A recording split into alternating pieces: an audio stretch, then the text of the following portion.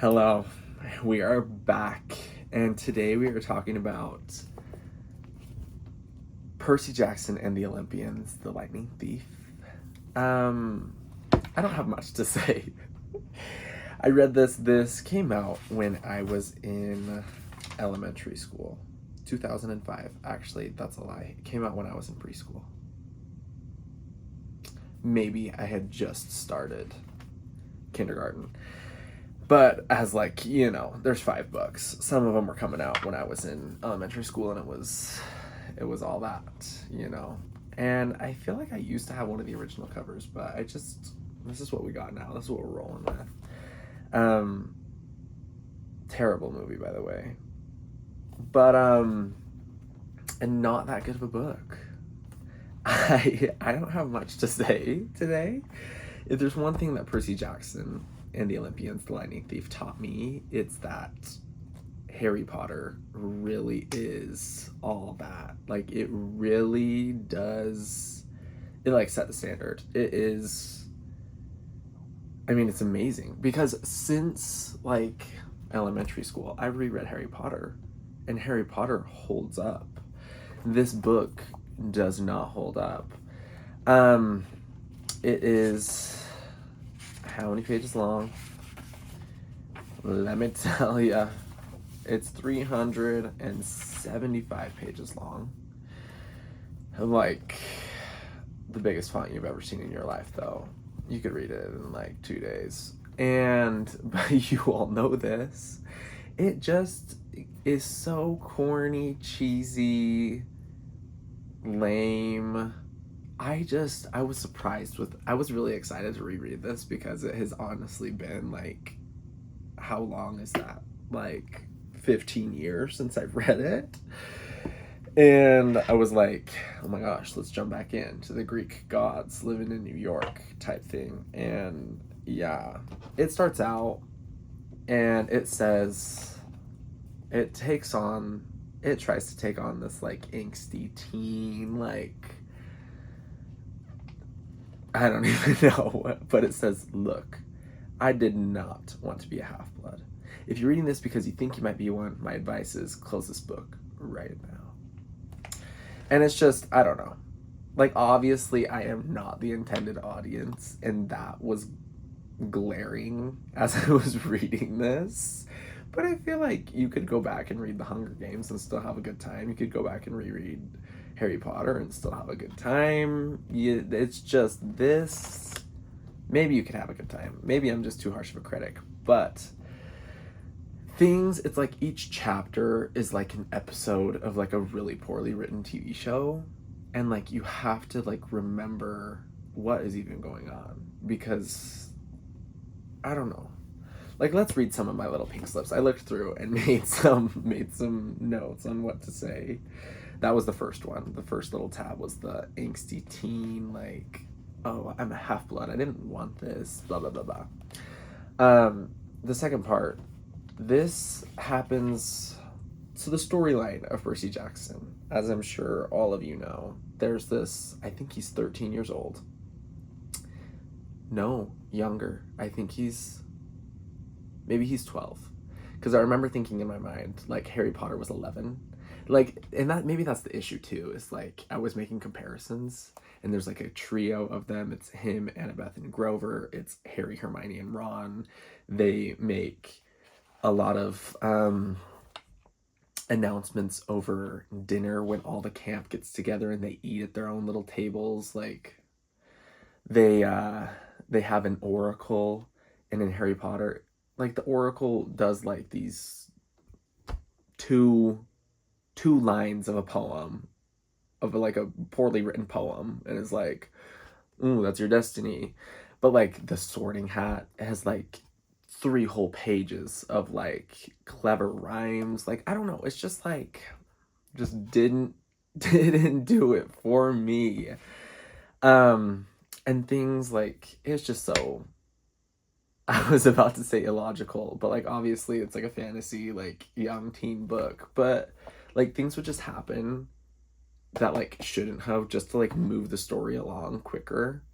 For example, this is what I was talking about. I was talking about the storyline. Percy Jackson is like maybe a 12-year-old. He is a 12-year-old, I'm remembering. He lives in, I think he lives in Brooklyn, maybe. But anyway, Camp Half-Blood is in Long Island, okay? And he gets expelled from like every school that he goes to, yada, yada, yada. He has attention deficit what? ADHD? ADD? Attention deficit disorder? What does the H stand for? Anyway, I can't remember right now. I apologize. And they're like, why is this happening? And it's because he is part God, that he has ADD. So that's why, if you're wondering. And he gets this quest, and he needs to go to the underworld, and he needs to get Zeus's lightning bolt back, okay? Because the lightning thief, he needs to return it for some reason. Also, I've already read all 5 of these books before I'm making this.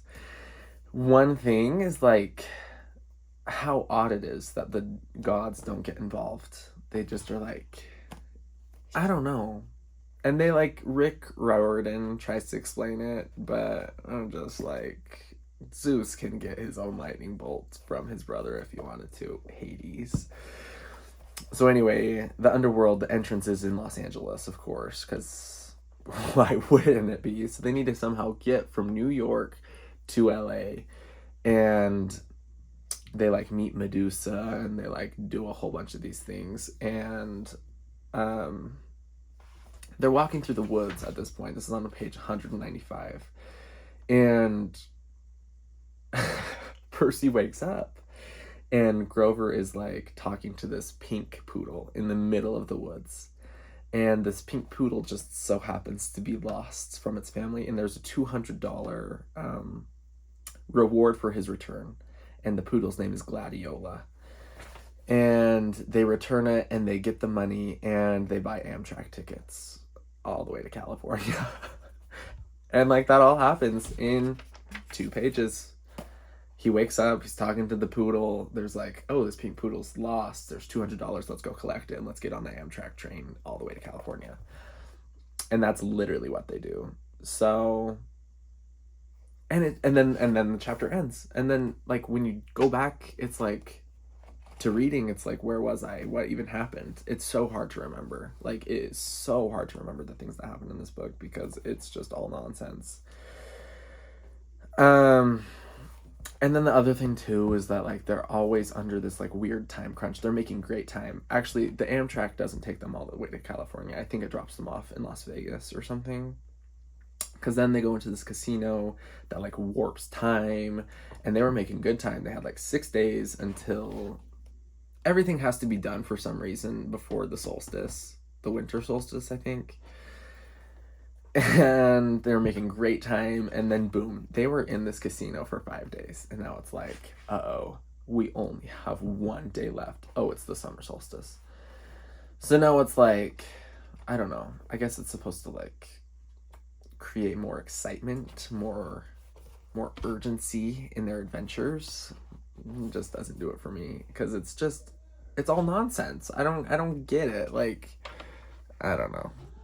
Oh no, my camera's gonna fall. Sorry, I use the most like random jiggy rigs to make my phone stand. Maybe one day this channel will just blow up and I'll have my own studio to record videos. But until then, we're just propping our phone up against a wall. Anyway, another thing, this is just another little like way that and also, sorry, I just realized that I did this, and I feel like I talk a lot with my hands. They are in LA now, finally. This is page 276. Oh, sorry if I'm spoiling this book for anybody. Please log off right now if you haven't read.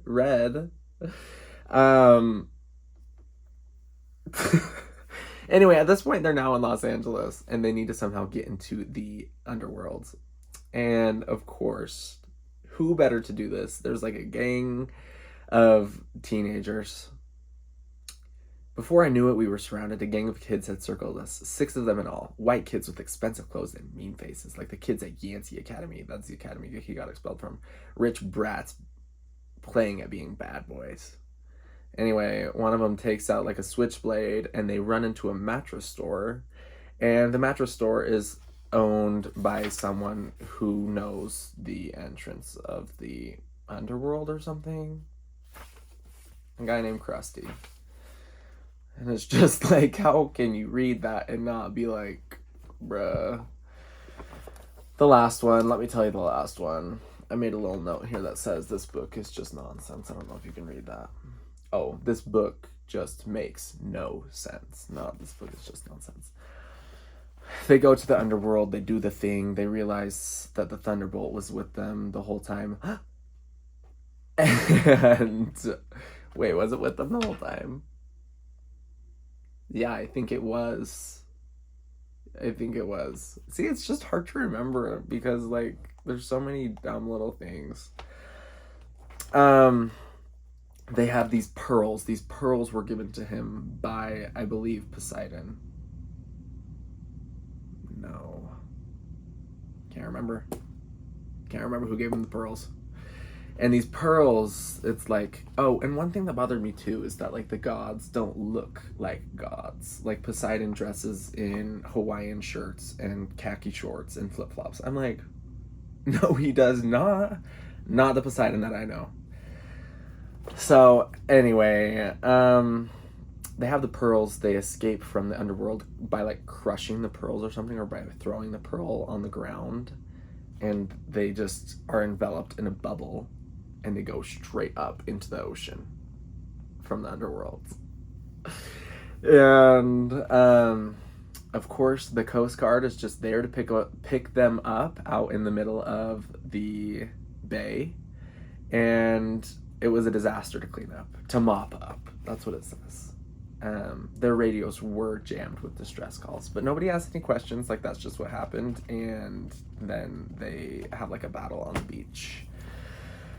And by the end of the book, you're like, wait, this is not the book that I remember when I was 10 years old. And that's the whole end of the story.